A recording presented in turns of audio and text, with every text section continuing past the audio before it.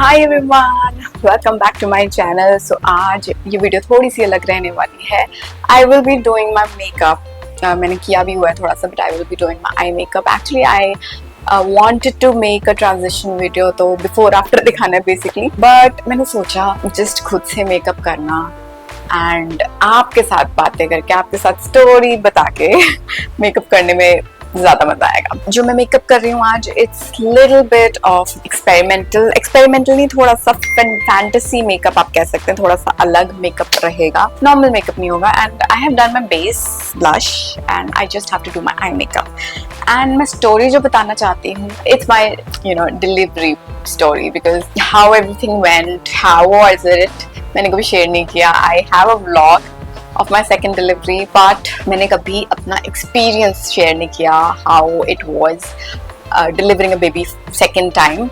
And now my baby is almost 2.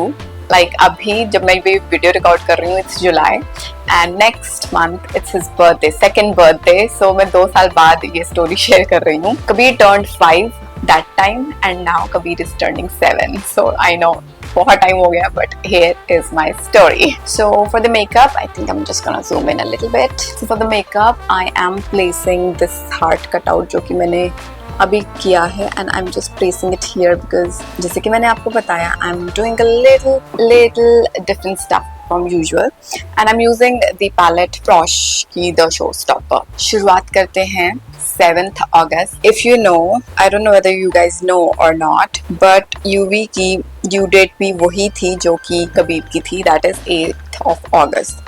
I conceived around the same time जब मैंने कबीर को conceive किया था. I found out the same day जब मैंने कबीर की प्रेगनेंसी का पता चला था मुझे.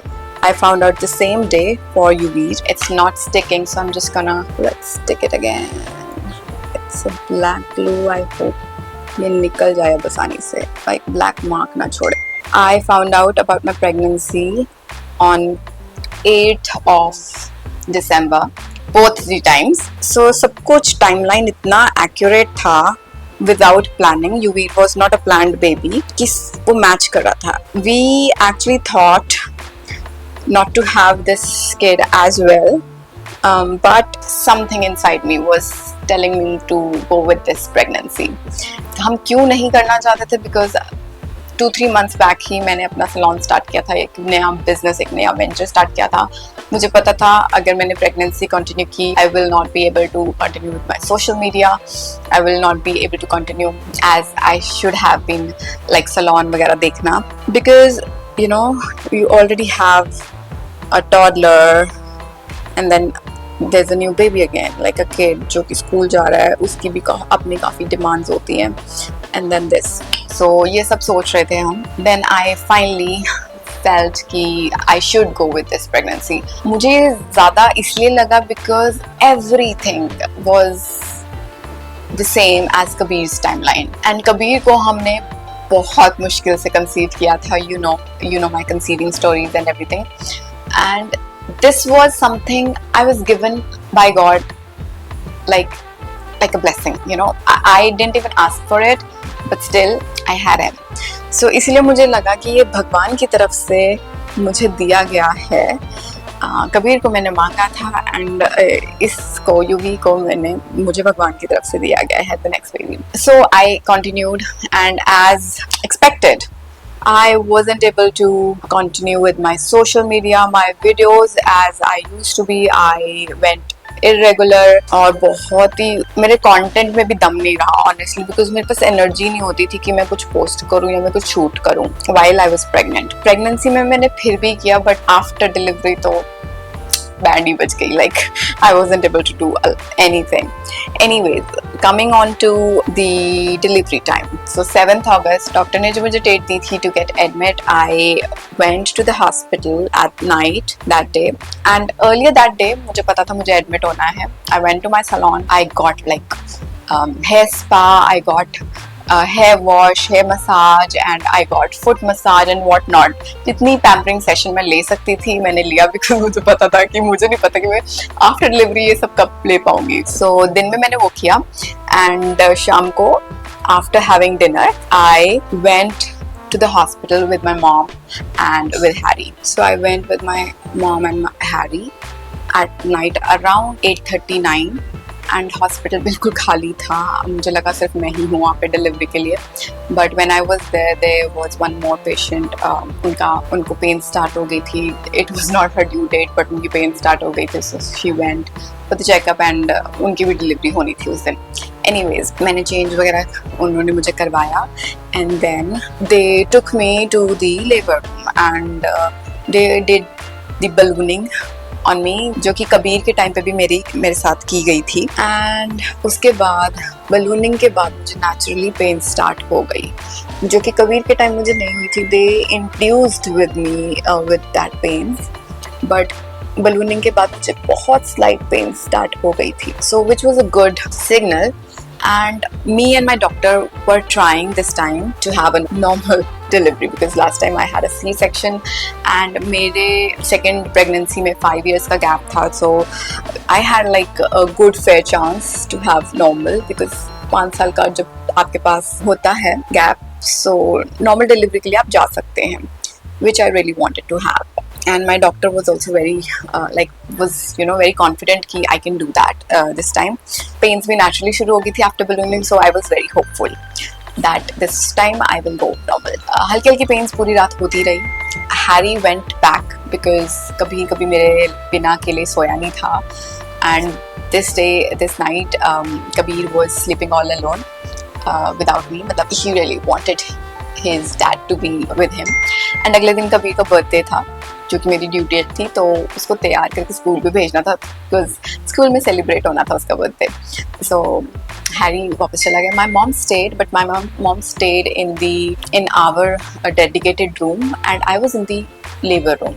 सो माई मॉम रेस्टेड देयर. तो लेबर रूम में ज़्यादा कुछ फैसिलिटी नहीं होती कि कोई आके बैठ जाए या लेट जाए आपके साथ. सो I was all alone.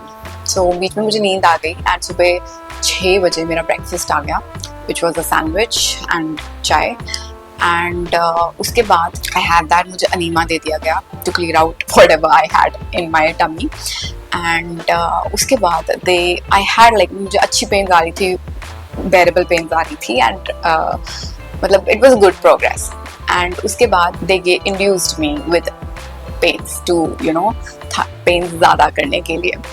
And थोड़ी सी अनबेरेबल होनी शुरू हुई and Harry came around 7 to meet me and he also brought Kabir with him. I wished him happy birthday. मैंने उसे बहुत प्यार किया and Kabir went to school. And उसके बाद after dropping Kabir school, Harry came back to the hospital again. This time my labor was way longer than last time.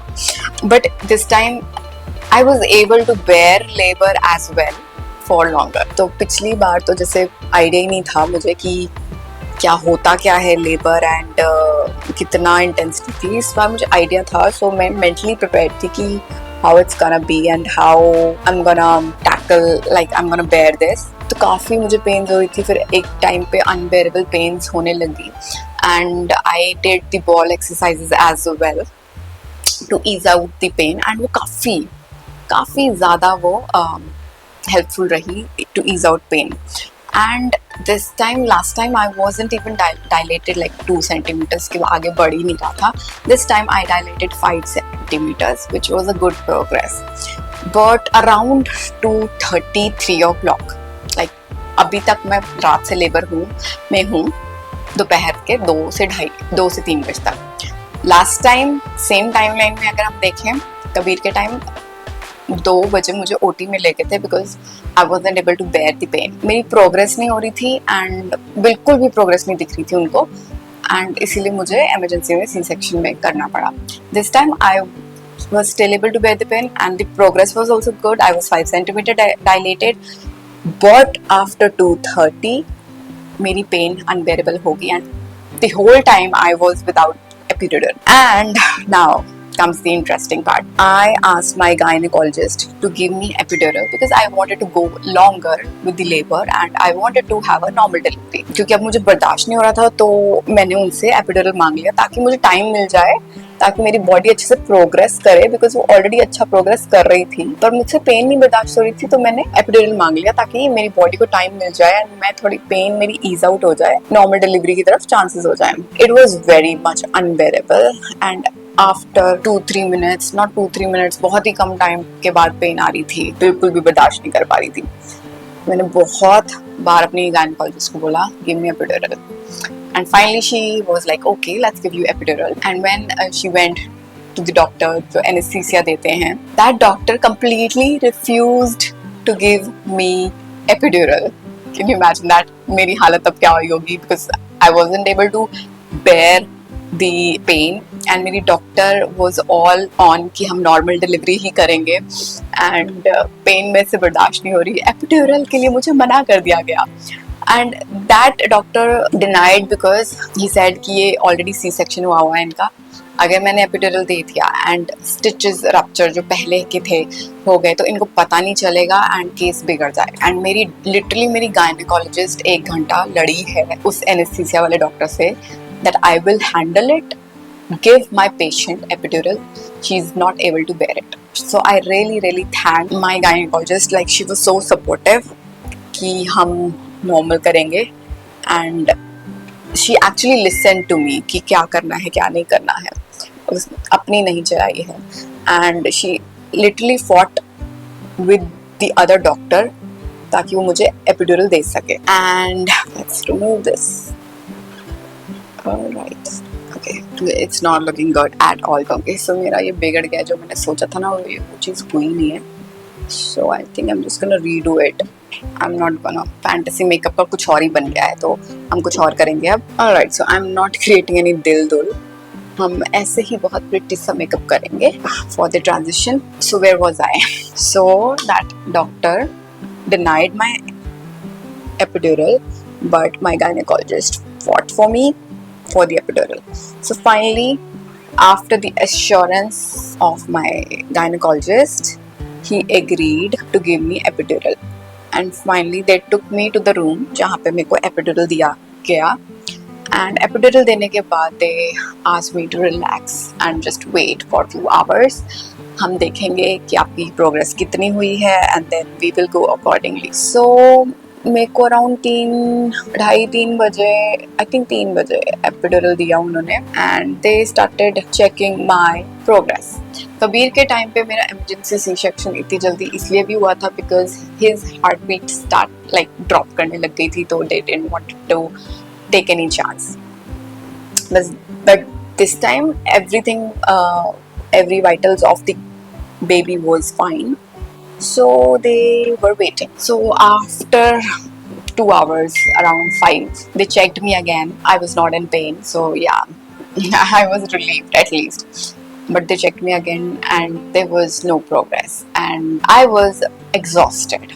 मतलब मैं रात से like 9-10 बजे से अगले दिन 5 बजे तक काफ़ी एग्जॉस्ट हो चुकी थी, जबकि मैंने 2-2:30 बजे तक मैंने पेन बेयर की है बहुत तेज वाली, तो मैं बहुत एग्जॉस्ट हो चुकी थी. They asked me whether I want to like wait or I want to go for C-section. तो मैं इतनी ज़्यादा एग्जॉस्ट हो गई थी, though I wanted a normal delivery, I agreed for the C-section. Okay, do it, you know, because there's no progress happening and मैं बस frustrate हो चुकी थी कि एग्जॉस्ट भी थी कि अब I want the baby out.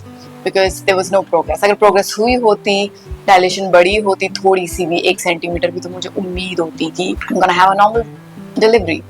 But there was no progress. And उस टाइम हॉस्पिटल में 4 और डिलीवरीज हुई थी एंड सब मेरे से बाद में आए थे और मुझसे पहले डिलीवरी होके जा चुके थे, मतलब अपने अपने रूम्स में, रिस्पेक्टिव रूम्स में. But I was the one जो बहुत पहले एडमिट हुई थी, सबसे पहले एडमिट हुई थी and I was the one who had the last delivery that day in the hospital. So finally around 5:15 they took me to the OT room and I finally had like a C-section. So in the OT room मैं कुछ देर के लिए मैं बिल्कुल blackout हो गया था. मुझे कुछ टाइम के लिए कुछ याद भी नहीं, कुछ होश नहीं था कि क्या हुआ. I just know that baby निकला एंड उसको साइड में लेके गए, वाइट ड्रेस में लेके गए. एंड जब मैं वापस होश में आई तो मुझे बेबी को दिखाया that it's a boy, you can check him. So उसके बाद वो बेबी को ले गए एंड फिर finally they took me out of the OT. Stretcher में लेके आए, स्टिचेस वगैरह मेरे क्लीन मतलब अच्छे से उन्होंने किए. एंड फिर पहले मुझे दिखाया फैमिली को स्ट्रेचर में, अभी तक उन्होंने बेबी नहीं देखा था फैमिली ने. एंड आई थिंक सिर्फ मेरे हस्बैंड ने देखा था. फिर जब मैं बाहर निकली तो मेरे पीछे पीछे वो बेबी को भी लेकर आए. And this was the first time Kabir saw his little baby brother, and that look on his face is amazing. Like it was amazing. So I was so happy to see that. मैं उस time तो नहीं देख पाई, but मैंने बाद में जब videos देखी how he felt being like seeing his little baby brother. Oh my god, my heart melted. Like he always wanted a brother, and he got one. That was my delivery story, and my makeup is still not done. I still have to wear lashes and do the lower lash line. But this was the story I really wanted to share with you guys. चाहे 2 साल बाद की, but की तो सही.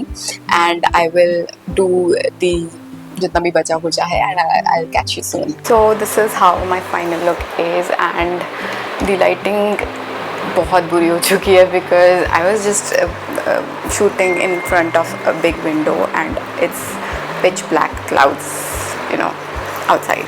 So lighting खराब हो चुकी है. I hope आपने रील भी देखी ली होगी अभी तक. But this was my postpartum, my delivery story, and 2 साल बाद कर रही हूँ. But I really wanted to share this story with you, how it was, how it went. I have lots of other stories to tell you guys as well. अगर आपको अच्छी लगी ये video, to let me know. I would want to share more stories with you. I'll just give you one more story title जो मैं सोच रही थी मैं करूँगी. When UV was delivered, I got back home and delivery के कुछ दिन बाद मुझे पता चला that he has lices in his hair. जी हाँ, जुएं. Would you like to know that story as well? So kindly let me know. And yeah, that's it for the video. I hope आपको ये वीडियो अच्छी लगी होगी. I will be seeing you in my next video. Till then, stay beautiful, stay healthy and stay safe. Bye bye.